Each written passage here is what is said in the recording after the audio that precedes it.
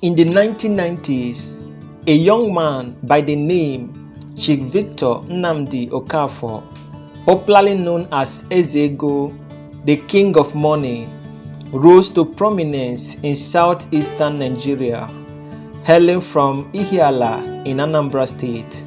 He became a symbol of wealth and success, commanding respect and prestige across the region. By his early 30s, Eze-Ego was a billionaire who lived a life filled with luxury and mystery.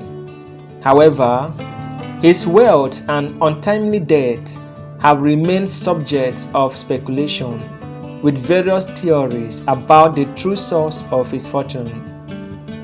Eze-Ego was born on Christmas Day, December 25, 1964, in Uzuakalo, Anambra State. Despite his humble beginnings, his ambition to escape poverty was clear from an early age. After attending primary and secondary school, financial constraints forced him to drop out. This pivotal moment led him down a dangerous path, seeking a way out of poverty. Eze-Ego joined a notorious robbery gang that operated in the bustling city of Onitsha.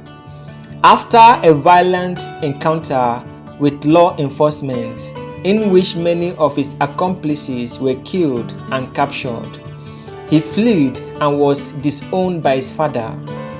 Eze-Ego sought refuge in his mother's village, but his life continued to be a struggle. His fortune seemed to change when he moved to Lagos, Nigeria's commercial hub and the largest city in Africa. In a short span of time, Eze-Ego's name became synonymous with wealth as he began acquiring properties and businesses. He built the famous Eze-Ego shopping complex and plaza on Allen Avenue, Lagos, and expanded the venture across Nigeria. He also established one of the largest electronic shops in the country, dealing in real estate and various other business ventures. His underground mansion, fitted with bulletproof glass and imported Italian marble, reportedly cost about 500 million naira, a monumental sum in the 1990s. Eze-Ego's opulent lifestyle extended to his love of luxury cars. His private garage housed vehicles valued at over 1 billion naira, including 2 Porsche, a Ferrari, a Lincoln Continental, and several Mercedes-Benz models. He often traveled with a convoy of these high-end automobiles, further solidifying his image as a man of great influence and wealth. However, his life took a tragic turn on December 25, 1999, his 34th birthday. On that day, while journeying from Lagos to Ihiala for his annual Christmas homecoming, his convoy experienced mechanical issues. Despite the setback, Eze-Ego insisted on towing one of his vehicles and continued the journey. Tragically, as they approached his hometown, Eze-Ego lost control of his vehicle, resulting in a fatal accident. He was rushed to the hospital, but inadequate medical care led to his untimely death, and before further treatment could be administered, he was dead. The sudden rise of Eze-Ego's wealth sparked widespread speculation. The 3 main theories have emerged regarding the true source of his fortune. Some claim that Eze-Ego made his wealth through legitimate business ventures, particularly in the electronic sector. However, doubt remains about how he amassed such immense capital in just a short period of time. Another theory suggests that Eze-Ego made a pact with the deity of the famous Okija shrine, exchanging a short life for wealth. However, this theory has been disputed by those familiar with the shrine, who assert that it is a place of justice, not wealth. The most widely accepted theory is that Eze-Ego was involved in fraud, commonly known as 419 scams, where he duped foreign investors and used the proceeds to fund his businesses. Despite the controversies surrounding his life and death, Eze-Ego remains a figure of intrigue. He was married to Princess Loretta Nkechi, and together they had 8 children, all of whom are now grown up.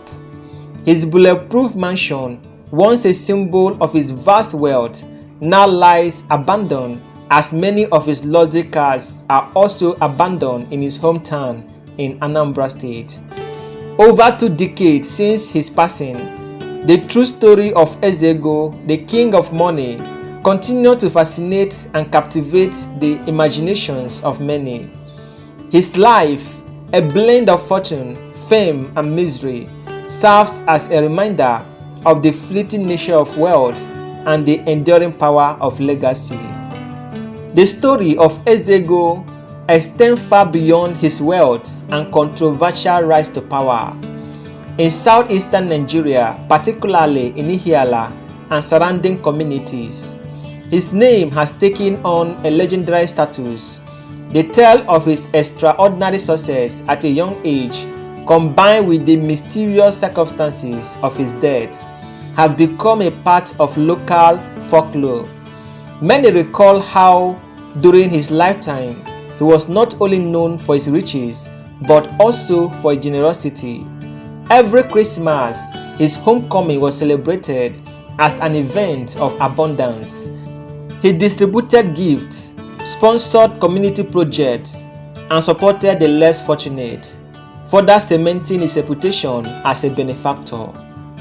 His personnel also influenced the aspiration of many young Nigerians at the time, who saw him as a figure who had defied the odds to achieve greatness.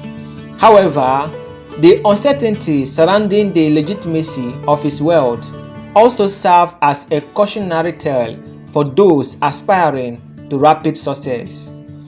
In the years following his death, Eze-Ego became a symbol of the tension between material success and moral integrity, with the story often cited as a lesson in the dangers of seeking wealth through dubious means. After his passing, the community of Ihiala and his family faced the daunting task of coming to terms with his legacy. His businesses, once the pinnacle of success, began to decline. The underground mansion that once symbolized wealth and power now stands abandoned, overgrown by nature, and left as a reminder of the impermanence of material possessions. His luxurious car collections, now outdated and left to decay, further illustrates the transient nature of life materials riches. Eze-Ego's death also left lingering questions about the nature of wealth and the societal pressures to succeed at all costs. In a country where economic hardship often drives individuals to extreme measures, his life story has prompted reflection on the importance of balancing ambitions with ethics. As the years have passed, many see Eze-Ego's life as a symbol of the biblical concept of vanity upon vanity. Though he achieved unimaginable wealth and lived a life of grandeur, his death at the young age of 34 left much of his potential unfulfilled. His fortune, once envied by many, now serves as a sobering example of how quickly life circumstances can change. Eze-Ego's story underscores a broader societal lesson: why wealth and success can be pursued. The true measure of a person's legacy lies in their impact on the community, their adherence to moral principles, and the sustainability of their achievements. More than 2 decades after his death, the story of Chief Victor Nnamdi Okafor aka Eze-Ego I of Ihiala, remains an enigmatic and cautionary tale. His life, marked by rapid success, opulence, and mystery, continues to evoke both admiration and skepticism. Was he a legitimate businessman who worked his way to the top, or was his wealth built in a foundation of deceit? These questions may never be fully answered. Yet, regardless of the true source of his fortune, Eze-Ego's legacy endures in the annals of Nigerian history. His life story invites reflection on the complexities of success, the allure of wealth, and the inevitable passage of time, reminding us that in the end, it is not just what we accumulate, but how we live that defines our place in history.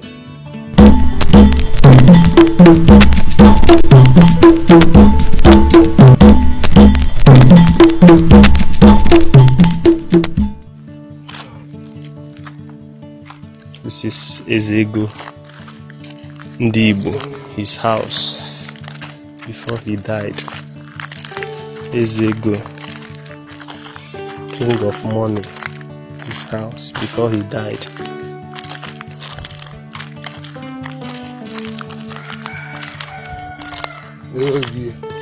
Okay, yeah, Obia.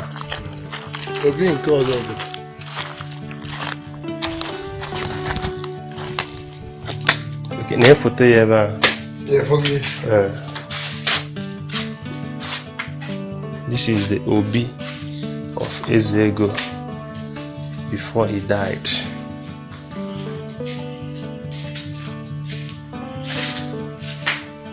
See Eze-Ego.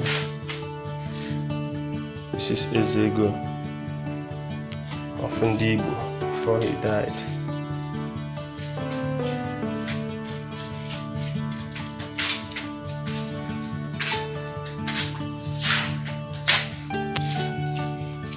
Eze-Ego, how I wish you were to be alive. You would have been a blessing to us. This is his palace. Eze-Ego of Ihiala. Eze-Ego Ndibo. His buildings. First of its kind.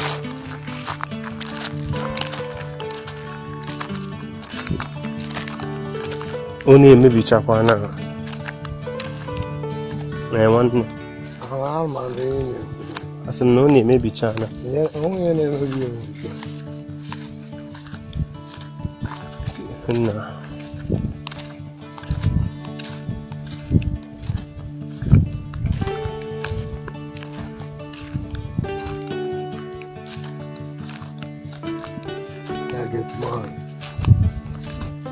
Kebe moto si ha no. All those nnukwu moto ya. Ka anyị gaa na ifecha ebe anyị biri ya. Where sigi ya mi? Era sigi ya. No abo aka.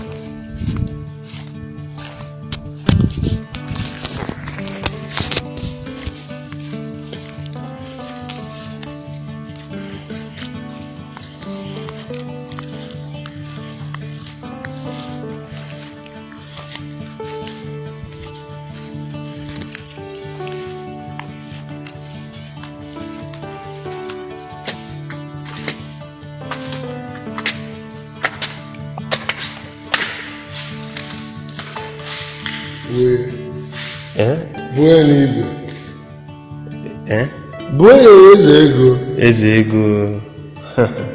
So kebe iniria, kebe iniria. Underground. Okay, again. This is where Eze-Ego was buried. This is underground. Flash. Okay, kebe iniria. This is where Eze-Ego was buried. Underground. Kana pokwa. The color.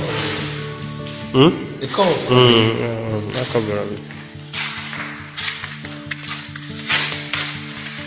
Lamborghini, with your Lamborghini. Oh, tell me. This is Eze-Ego swimming pool. This is where he used to come and swim. This is a swimming pool where he used to come and relax himself before he died.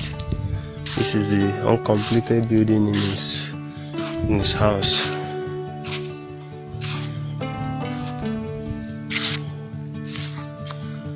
This is the house he was building before he died.